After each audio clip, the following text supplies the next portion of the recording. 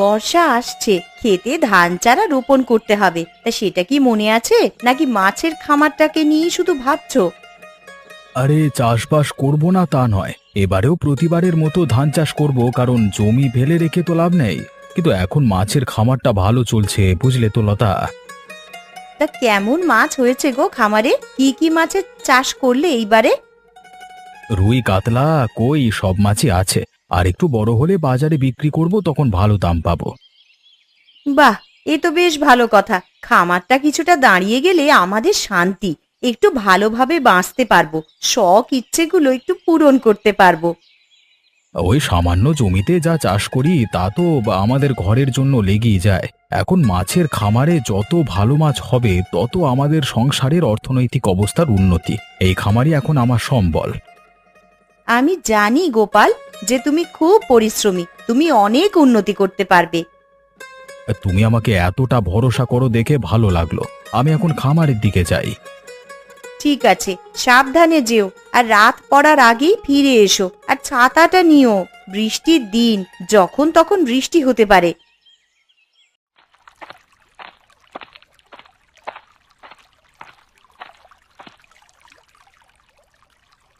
কিরে গোপাল, কেমন আছিস? খামারটা তো বেশ ভালোই চলছে। আপনি কে? আপনাকে তো ঠিক চিনতে পারলাম না। আরে আমি খগেন, তোর বন্ধু। আমার কথা ভুলে গেছিস নাকি গোপাল? ও, আমার তো ঠিক মনে পড়ছিল না, তা হঠাৎ এখানে আমার খামারে? এই পথ দিয়ে যাচ্ছিলাম, পথে তোর এই খামার দেখে ভাবলাম তোর সাথে দেখা করি, কিন্তু তুই তো আমাকে চিনতেই পারছিস না। না না, কিছু মনে করিস না খগেন। মাথায় আসলে অনেক চিন্তা ভাবনা চলে, তাই আজকাল মাথা থেকে সবকিছু বেরিয়ে যায়। মাছগুলো তো ভালোই হয়েছে, তাহলে আবার চিন্তা কিসের এত? হ্যাঁ, আমি ভাই গরিব মানুষ, এত বড় মাছের খামার খোলবার ক্ষমতা কি আমার আছে? তাহলে কি করে এত বড় মাছের খামার খুললি? হ্যাঁ, গ্রামের অনেকের কাছ থেকে কম বেশি ধান নিয়েছি। আমার বউ লতার সমস্ত গয়না বন্ধক পড়ে আছে। তাহলে তো তুমি সত্যিই খুব চাপে আছো। মানে মাছগুলো দেখে তো ভালোই লাগছে, চিন্তা করিস না, ভালো বিক্রি হবে। মানে সাথে কোনো সাহায্য লাগলে বলিস, আমি মাছ নিয়ে অনেক পড়াশোনা করেছি, তোকে সাহায্য করতে পারবো। তুই মাছ নিয়ে পড়াশোনা করেছিস? বাহ, এ তো খুব ভালো কথা। ঠিক আছে, আমার খামারের জন্য দরকার হলে অবশ্যই তোকে জানাবো। এখন তো তুই এ গ্রামেই থাকবি, তাই না? হ্যাঁ, কোনো দরকার হলে অবশ্যই বলিস আমাকে। তাহলে এখন আসি, হ্যাঁ। খামারটা বেশ ভালো আছে, মাছ চাষ খুব ভালোই হচ্ছে। এই খামারটা যে করি হোক, আমার হাতাতেই হবে। তুমি এমন হঠাৎ করে শহর থেকে ফিরে এলে, কি ব্যাপার? সব ঠিক আছে তো, নাকি আমাকে এই শহরে নিয়ে যেতে এসেছো? আমি তো জানতামই না তুমি এসে একদিন আমাকেও তোমার সাথে শহরে নিয়ে যাবে। না নীলিমা, আমি তোমাকে শহরে নিয়ে যেতে আসিনি, বরং এখন আমিও এই গ্রামে তোমার সাথে থাকবো। এসব কি বলছো কি তুমি? আমি কবে থেকে তোমার সাথে শহরে যাওয়ার স্বপ্নে বিভোর হয়ে আছি, তা কি তুমি জানো না? হঠাৎ করে কি হলো যে শহর ছেড়ে একেবারে চলে এলে?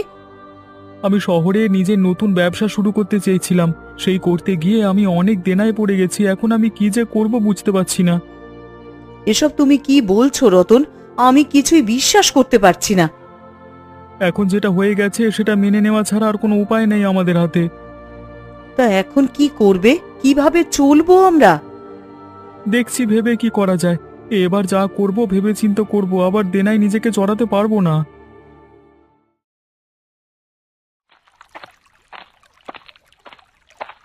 কিরে গোপাল, চিন্তিত লাগছে, কি হয়েছে?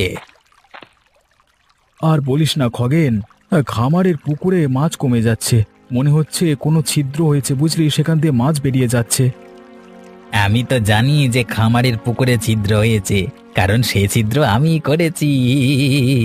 তাহলে কি করবি এখন? ছিদ্র তো সারাতে হবে, না হলে তো সব মাছ বেরিয়ে যাবে। সারাতে তো হবেই ছিদ্র, না হলে আমার খুব বড় ক্ষতি হয়ে যাবে। অনেক কষ্ট করে মাছগুলোকে চাষ করেছি, কিন্তু প্রশ্ন হলো কি করে সারাবো। আমার কাছে তো এখন কোনো টাকাই নেই। আমি তোকে টাকা দিয়ে সাহায্য করতে পারি। সত্যি খগেন, তুই আমাকে টাকা দিয়ে সাহায্য করবি?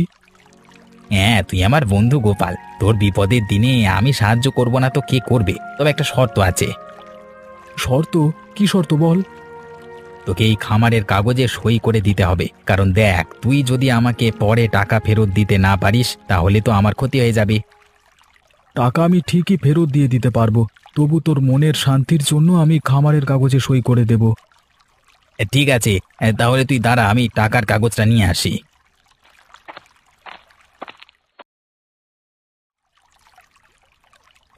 এই নে গোপাল, 1,000 টাকা তোর খামারের পুকুর ছিদ্র সারানোর জন্য এনে দিলাম। ধন্যবাদ। কাগজে লিখে এনেছিস তো? হ্যাঁ, লিখে নিয়েছি যে তুই আমার থেকে 1,000 টাকা নিচ্ছিস তোর খামারের কাজের জন্য, এবং তুই যদি 1 বছরের মধ্যে টাকা ফেরত দিতে না পারিস তাহলে খামার আমার। ঠিক আছে, 1 বছর সময় দেওয়ার জন্য ধন্যবাদ খগেন। আমি কিছু দিনের মধ্যেই মাছ বিক্রি করে তোর টাকা তোকে ফিরিয়ে দেব। তোকে আর টাকা ফেরত দিতে হবেই না, কারণ এতে লেখা আছে এই খামার তুই আমাকে 1,000 টাকায় বিক্রি করছিস। এখন তুই এই খামারের জন্য যত পারিস কেটে নে, তারপর সব লাভ তো আমার কাছেই আসবে। নে খগেন, সই করে দিয়েছি। এখন আমি খামারের ছিদ্র সারাতে পারবো। ধন্যবাদ আমাকে সাহায্য করবার জন্য। তোর মতো বন্ধু যেন সবাই পায় রে। সে তোর সময় হলেই বুঝতে পারবি আমি তোর কত ভালো বন্ধু।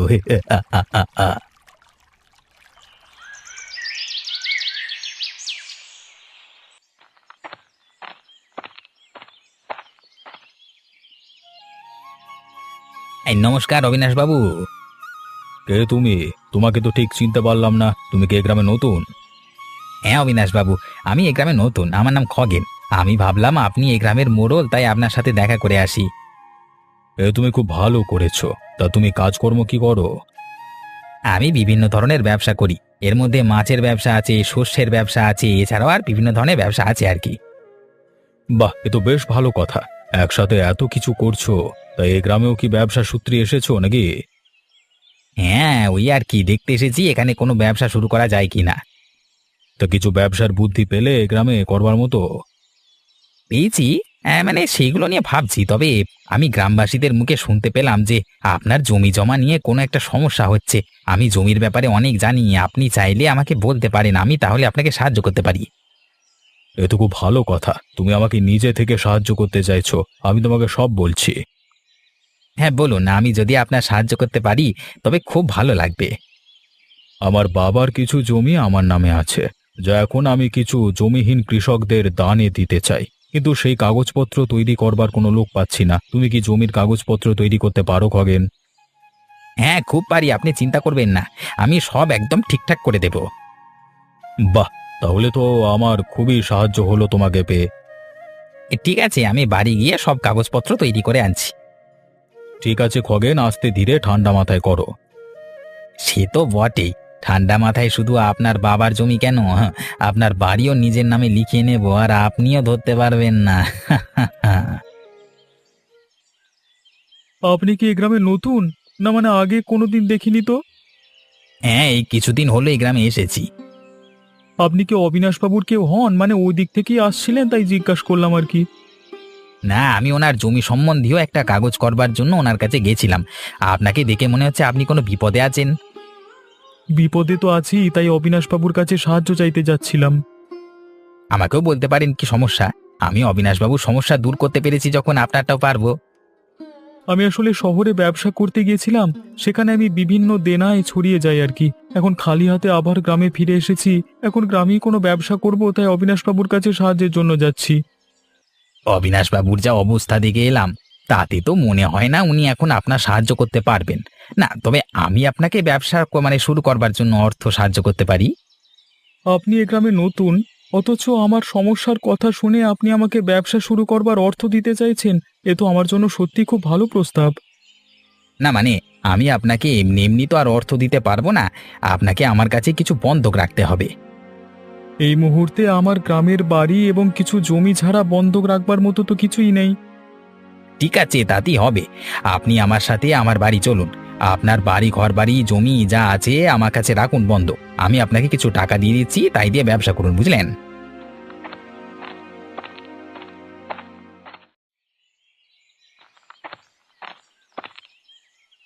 এই যে আমি কাগজে লিখে দিয়েছি যে আপনি আমার কাছ থেকে টাকা নিয়ে ব্যবসা শুরু করছেন, আর তার জন্য আপনি আমার কাছ থেকে আপনার ঘর বাড়ি জমি সব বন্ধক রাখছেন, ঠিক আছে? বাহ, খুব ভালো, এই নাও 2,000 টাকা। মাত্র 2,000 টাকা দিয়ে আমি কি ব্যবসা করব? কাগজে তো লেখা আছে 2,000 টাকা। সেটা তো আমি না দেখেই সই করে দিলাম। আর কিছু টাকা দিন, মানে এই 2000 টাকা দিয়ে কি আর ব্যবসা হয়? সেটা সই করবার আগে বলতে হতো, এখন তো আর কিছু করবার নেই। এ আপনি কেমন কথা বলছেন? ঠিকই বলছি, এখন আপনার ঘর বাড়ি জমি সব আমার। হ্যাঁ, আপনি আমাকে 2000 টাকায় বেচে দিয়েছেন।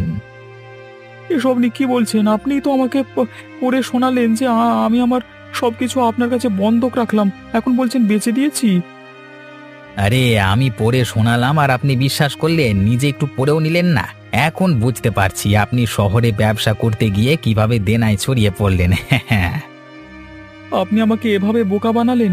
আমি আপনাকে বিশ্বাস করে কাগজটা না পড়েই সই করলাম, আর আপনি আমাকে সর্বহারা করে দিলেন। কেন? 2000 টাকা তো দিলাম, এবার ব্যবসা করো। লাগবে না আমার এই 2000 টাকা। এই ধরুন আপনার 2000 টাকা, আর আমার বাড়ি জমি আবার আমার নামে করে দিন। এখানে কি ছেলেখেলা চলছে নাকি? এখন ওই বাড়ি জমি আমার, আমি তা মোটে 2000 টাকায় বিক্রি করব না। আপনি আমার থেকে 2000 টাকায় কিনে এখন বলছেন 2000 টাকায় দেবেন না? না, আমি এই জমি বাড়ি বিক্রির মূল্য রাখলাম 20,000 টাকা। দিতে পারলে তোমার, না হলে আমার। হ্যাঁ, এই কি সর্বনাশ হলো আমার! এখন আমি নীলিমাকে নিয়ে কোথায় যাব? আপনি কোথায় যাবেন না যাবেন আপনার ব্যাপার। আরে আমার বাড়িতে তো খামোকা চেঁচামেচি করছেন কেন? হ্যাঁ, আমার বাড়ি থেকে বেরিয়ে যান, আর আপনার বাড়ি যেন আজকে রাতের মধ্যে ফাঁকা হয়ে যায়।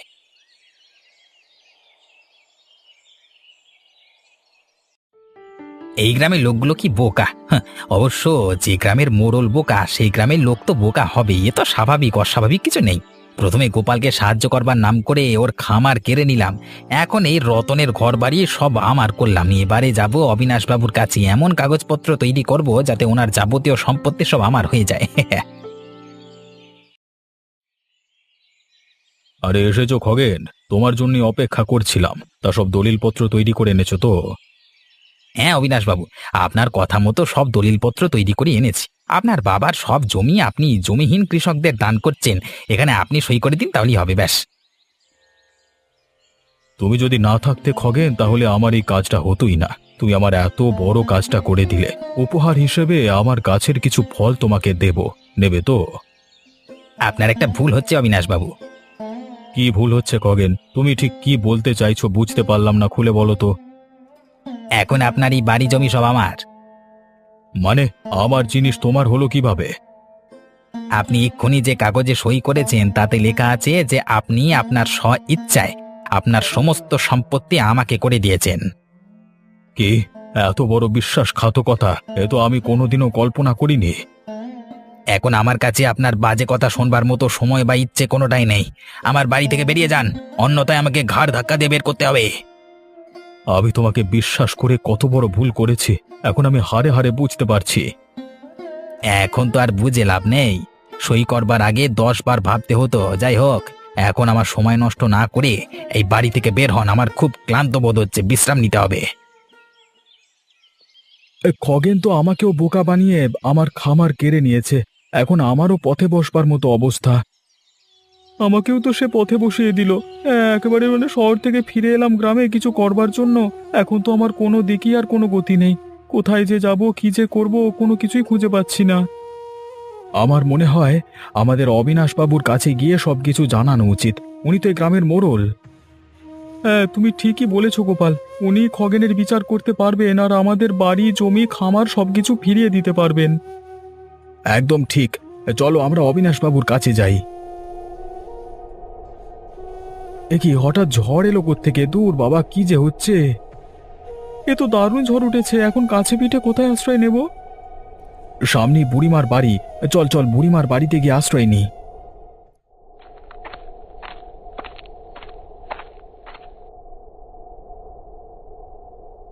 বুড়িমা, বাইরে প্রবল ঝড় উঠেছে, তোমার বাড়িতে আমাদের দুজনকে আশ্রয় দাও না গো। হ্যাঁ গো বুড়িমা, তোমার ঘরে আশ্রয় না পেলে আজকে এ ঝড়ে আমরা উড়ে যাব। তা আশ্রয় কেন দেব না? ভেতরে আসো তোমরা দুজনেই। তোমরাও বসো, আজ আমি কই মাছ রান্না করেছি, তোমরা সবাই একসাথে খাও। ধন্যবাদ বুড়িমা, তুমি আমাদের আশ্রয় দিলে, খেতেও দিলে। এতে ধন্যবাদ দেওয়ার আর কি আছে? আমার বাড়িতে তো আর কেউ আসে না, আজ এতদিন পর অবিনাশ এলো, আর ঝড় উঠলো বলে তোরাও এলি, না হলে তো তোরা কাজে এতই ব্যস্ত যে কেউ এসে আমার খোঁজটুকুও নিস না। এখন আর আমাদের কোনো কাজকর্ম বাড়িঘর কিছুই নেই গো। হ্যাঁ, আমরা এখন অবিনাশবাবুর কাছেই যাচ্ছিলাম। ঝড় উঠলো বলে তোমার ঘরে এলাম, কিন্তু অবিনাশবাবু যে এখানেই আছে তা ভাবতে পারিনি। তোমরা যেমন তোমাদের সব হারিয়ে ফেলেছ, আমিও তেমনই সব কিছু হারিয়ে ফেলেছি, তাই বুড়িমার কাছে আশ্রয় নিয়েছি। এ আপনি কি বলছেন অবিনাশবাবু? আপনি কি করে সব হারালেন? খগেন বলে একটা লোক আমার জমি জমার কাজে সাহায্য করবার নাম করে আমার সবকিছু হাতিয়ে নিয়েছে। এখন আমি সর্বহারা। এ কি বলছেন আপনি অবিনাশবাবু? ওই খগেন তো আমাকে আর গোপালকে ঠকিয়ে আমাদের সমস্ত সম্পত্তি কেড়ে নিয়েছে, আর আমরা এসব জানাতেই আপনার কাছে যাচ্ছিলাম, তার মধ্যেই প্রবল ঝড়। বিধাতা হয়তো চেয়েছিলেন তোদের আমার কুটিরেই মিলন হোক, তাই জন্যেই এই ঝড় বাদল শুরু হলো। যাকগে, এখন যখন তিন মাথা এক হয়েছিস, তাহলে ওই খগেন নামের বাইরের লোকটাকে উপযুক্ত শিক্ষা দেওয়ার ব্যবস্থা কর। ব্যবস্থা তো আমি অনেক আগেই করতে পারতাম, খালি ভয় পাচ্ছিলাম গ্রামের লোকেরা জানলে কি ভাববে। কিন্তু ওই খগেন তো শুধু আমাকে বোকা বানায়নি, আমার সাথে আমার গ্রামের পরিশ্রমী সৎ লোকেদের বোকা বানিয়ে তাদের কষ্টের জিনিস নিজেদের করেছে। ওই খগেনকে তো এবার আমি ঘাড় ধাক্কা দিয়ে গ্রাম থেকে বের করে দেব। ওর কোনো কাগজ আমি মানি না। একদম ঠিক কথা বলেছেন আপনি অবিনাশবাবু। আমরা একসাথে যাব আর ওই খগেনকে এই গ্রাম থেকে দূর করব। আমাদের গ্রামে এসে আমাদের উপর মাতব্বরি কিছুতেই মানব না। ঠিক আছে, খাওয়া শেষ করে যা ওই খগেন বলে লোকটাকে ওর কাজের উপযুক্ত শাস্তি দে।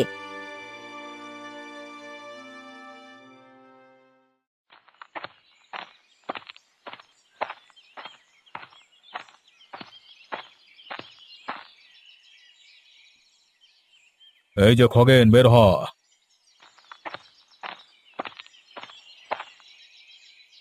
কি ব্যাপার, আপনারা এখন একসাথে দল বেঁধে এখানে এসেছেন কেন? আমাদের গ্রামে এসে আমাদেরকে বোকা বানিয়ে ঘর ছাড়া করে এখন জিজ্ঞেস করা হচ্ছে আমরা কেন দল বেঁধে এসেছি। আপনারা এভাবে দল বেঁধে এসেছেন, আমাকে ভয় দেখাতে পারেন না? হ্যাঁ, আর তুই চালাকি করে আমাদের সবকিছু ছিনিয়ে নিতে পারিস? হ্যাঁ, তোমরা এই বদমাইশটার সাথে এত কথা বলছো কেন?